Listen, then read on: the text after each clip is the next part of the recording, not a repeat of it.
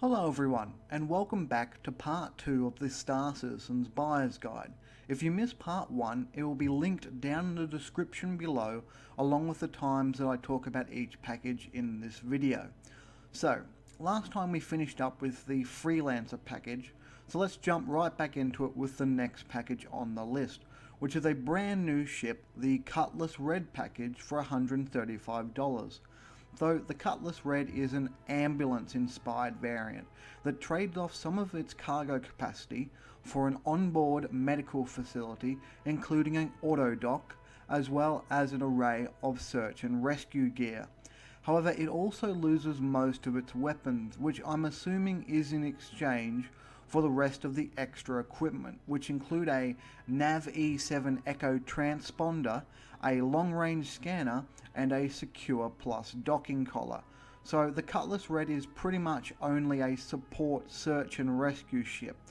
But if that's what you're looking for, well, this is pretty much ideal, but I definitely wouldn't be taking it into combat.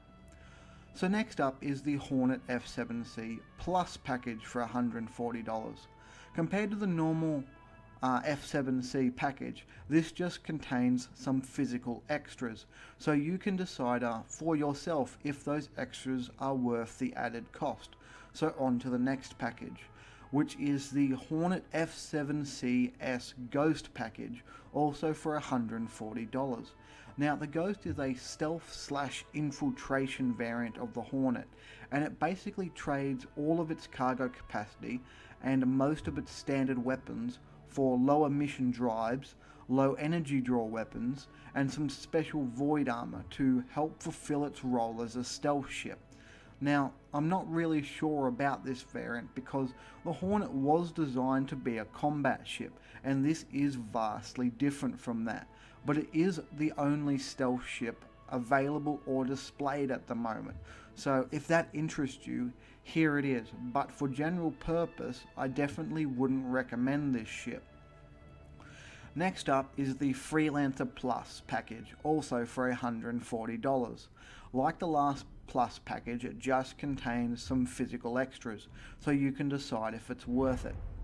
Next up, we have the Freelancer DUR Package, again for $140. There are a lot of choices at this price point. So the DUR is the exploration variant of the Freelancer, and it trades some of the cargo capacity, missiles, and a turret in for an enhanced jump drive, more advanced scanner, and a expanded fuel tank. Now, unlike the combat ships, it's a bit difficult to know how these exploration improvements will affect your gameplay, as we have no way of testing them out yet. And unlike the 315P, which was also an exploration variant, that ship basically just got straight upgrades over the base model, while the DUR is more of a trading one thing for another. You gain some advantages, but also some disadvantages compared to the standard Freelancer. So I'm not completely sold on it yet, but I am fairly confident that if exploration and discovery is your thing, this ship will likely serve you well. Then we have the Hornet F7CR Tracker package for $155. The Tracker is the second variant of the Hornet, and it is focused towards scouting and tracking, as you would expect. Now, like the previous Hornet variant, this one also loses all of its cargo capacity and some of its weapons, but what this one gains in return is an advanced radar suite. Now, while that might not sound impressive by itself, the Tracker can be used as a mobile command ship and by deep space explorers. Both of these are viable because of the power and accuracy of its radar and scanning equipment.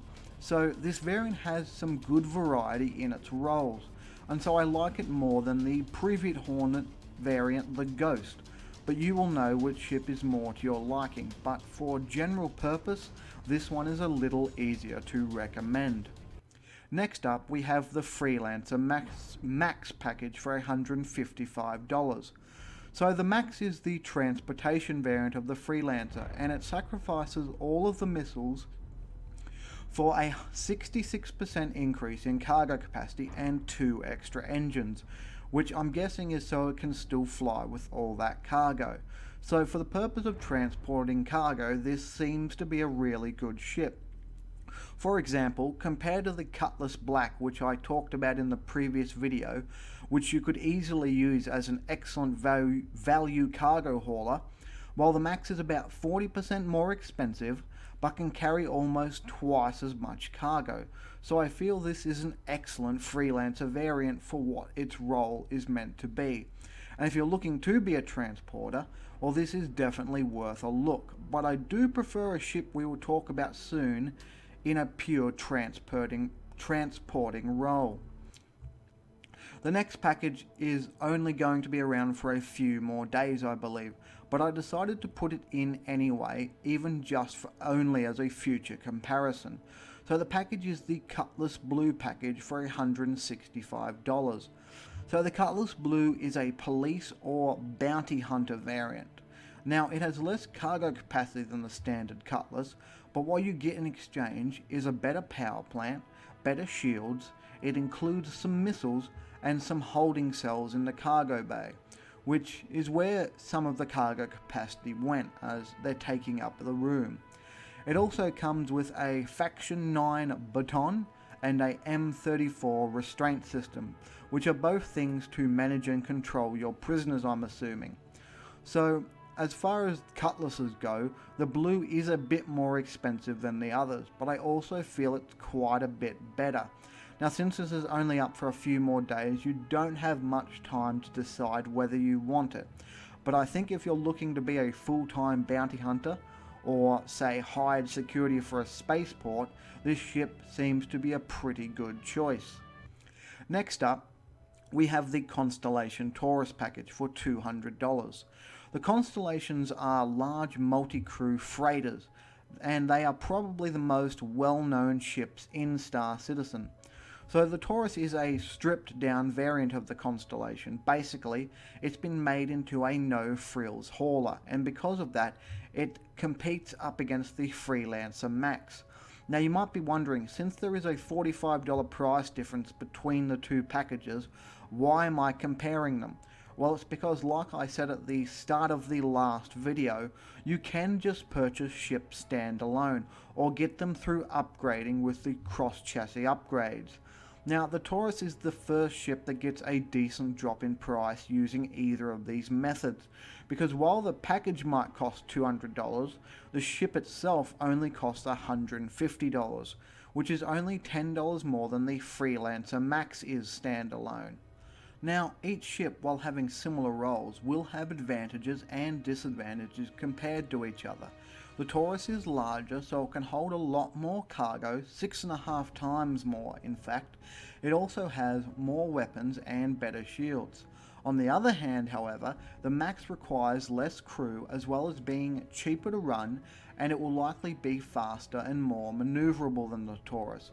So which one is best for you will come down to what you're doing with them and where you're going.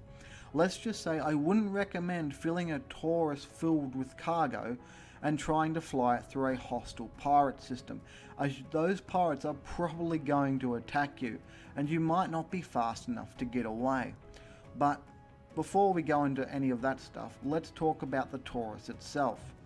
Now, just because you might not be able to get away doesn't mean you can't fight back. The Taurus has a good amount of weapons and a decent shield, along with a fair amount of missiles and a crewable turret.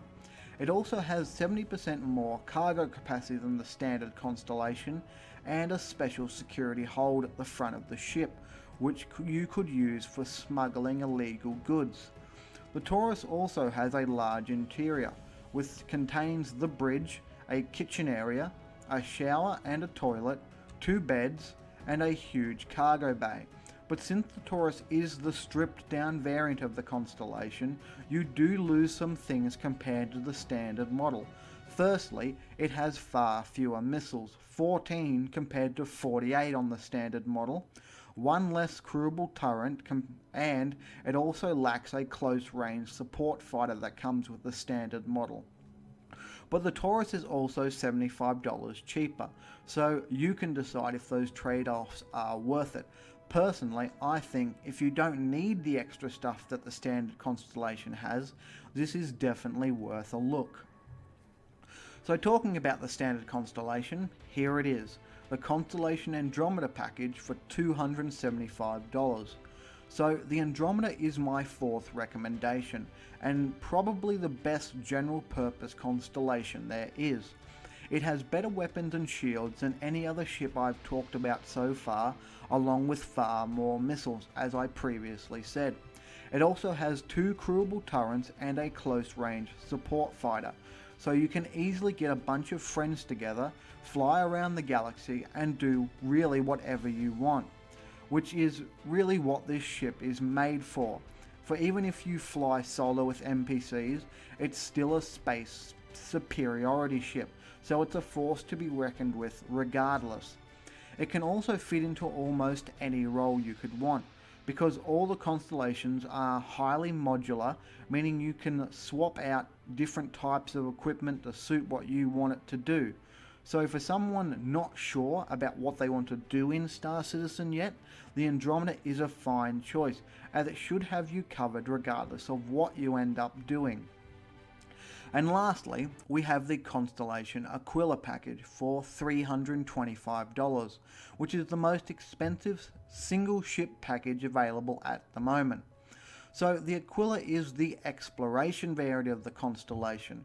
Now, like the Taurus, you do lose some missiles and one of the crewable turrets, but you keep the close range support fighter, as well as gaining an Ursa rover, a expanded fuel tank, a advanced sensor array, and a redesigned explorer-friendly bridge. So overall, with those changes, I feel much better about this exploration variant compared to, let's say, the Freelancer DUR, as I feel it adds a lot more than it takes away. But it's also $50 more expensive than the Andromeda, so it isn't exactly cheap. But for an explorer, this is definitely among the best choices you can have at the moment, if not the very best. So that's the single ship packages done.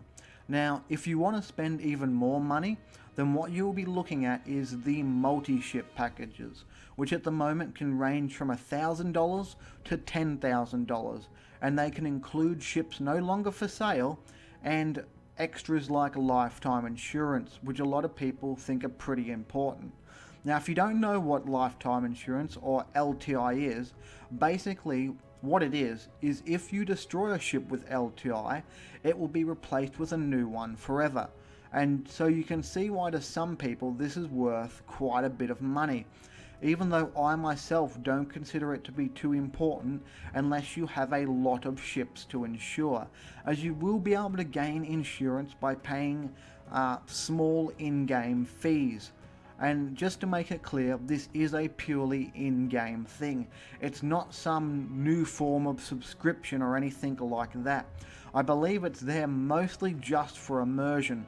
So the combination of limited edition ships and extras like LTI make it kind of hard for me to judge the value of these packages, but I will do my best. But be warned, I really don't like most of them. So first up is the Battle Pack Combo for $1,150. This package contains a Aurora LX, which was a limited edition deluxe variant of the Aurora that came with improved thrusters, some added missiles and a jump engine. It also has a 350R, which was a limited edition racing variant of the 300i with a better power plant and a second engine. And finishing it up, it has a Constellation Andromeda. Now, I don't really like this package because it only has around $425 in ship value, which is only around 37% of the total cost. What I mean by that is that when the ships were available, you could have purchased the Constellation Andromeda package, is the package with the closest amount of extras to this, and the other ships as extras, all for $425 total. Now that's how I get a package's ship value. So the rest of the cost of this package is going towards ship skins and extended normal insurance. So overall, I feel this package is in fact quite terrible value for your money, and I don't recommend it at all. The second package we have is the Fleet Pack Combo for 2700. Now this package contains a lot of ships. It has an Aurora MR and an Aurora LX, a 300i and a 350R, a Hornet F7C and an F7CM Super Hornet, which was a limited edition military inspired loadout variant of the Hornet. Basically it had a better power plant along with a jump engine and a bunch of extra guns. This pack also has a Freelancer and a Freelancer MISC, which was a limited edition military inspired variant of the Freelancer that came with extra missiles and a unique express missile replenishing system. And finishing it off, there is a Constellation Andromeda and a Constellation Phoenix, which was a limited edition deluxe variant of the Constellation that came with a better power plant, better weapons, an automatic point defense battery, an upgraded support fighter, the P-72 Archimedes, an upgraded rover, the Linux rover, and the interior of the Phoenix had things like a kitchen and a bar, a conference table, a spa, and a captain's cabin, and things of that nature. So, all in all, it's 10 ships with around $1,400 in ship value, which is around 52% of the total cost. Even just on that alone, it seems to be better value than the last package, but this package also contains LTI on all the ships in it. So there's even more value there, which is why I ended up kind of liking this package, as to me it seems to be the best value among the multi-ship packages. And the inclusion of LTI and several limited edition ships make it my recommendation to those looking to spend a lot of spare money. However, this next package is also worth considering, but for different reasons. And that package is the War Pack Combo for $5,000. Now, this package contains a Aurora MR, a 300i and a 350R, a Hornet F7C, a Freelancer, a Constellation Andromeda, and the star of the show, an Idris P frigate. So the Idris is a capital class ship and the most expensive ship ever sold in Star Citizen up to this moment, costing $1,225. Now, still much of the small details about the Idris remain unknown, but what I can tell you about it is that it is huge compared to the other ships in this guide. It has a crew of 10 with 8 crewable turrets and can have 3 of the smaller ships like the Aurora or 300i be stored inside its hangar, so it's a total beast of a ship. Now, while the ship itself is great, the package only has a ship value of around $1,950, which is only around 39% of the total cost, and that is why it didn't get my recommendation. But it is the only legitimate way to still obtain an Idris, and it does have LTI on all the ships in the package, so I still think it's pretty decent. And lucky last, we have the Wing Commander Combo Pack for $10,000. Now, this package contains a Aurora MR, a 300i, a Hornet F7C, a Freelancer, and a Constellation Andromeda. Now, you might already be thinking, is that all the ships that it has? And sadly, you would be correct. This package only has a ship value of around $575, which is under 6% of the total cost, which is downright terrible. I think this package should have at least included an Idris frigate, if not more. I mean, sure, it's got a lot of unique extras like custom ship skins, getting to name your own spaceship, joining a in-game 1 million mile high club, spending a day with Chris Roberts, and of course LTI, but all those extras are costing you like $9,000 or more. So I feel this package, the most expensive package still available, is in fact the worst one out of all of them from a value standpoint. Basically, don't buy this. And that's all of the packages covered. Now, like I said in the last video, new ships are going on sale pretty regularly at the moment. So if you want, you can just wait and maybe something will come along that catches your eye. But you can also get the money back you pledge in store credit. So you can just buy something now and get something else you prefer later on. Now, for those wondering what I'm planning on getting, well, it will likely be either the Banu Merchantman when it comes back on sale, or the Hull Sea, depending on its price when it is revealed, as I am planning on doing some trading and maybe some light exploration, but as the game itself, that might change. So I hope this guide on a whole was helpful to you, and if you liked it and want to see more, consider subscribing to the channel. I would appreciate it. But to everyone who watched, thanks for watching, and I all hope you have a good day.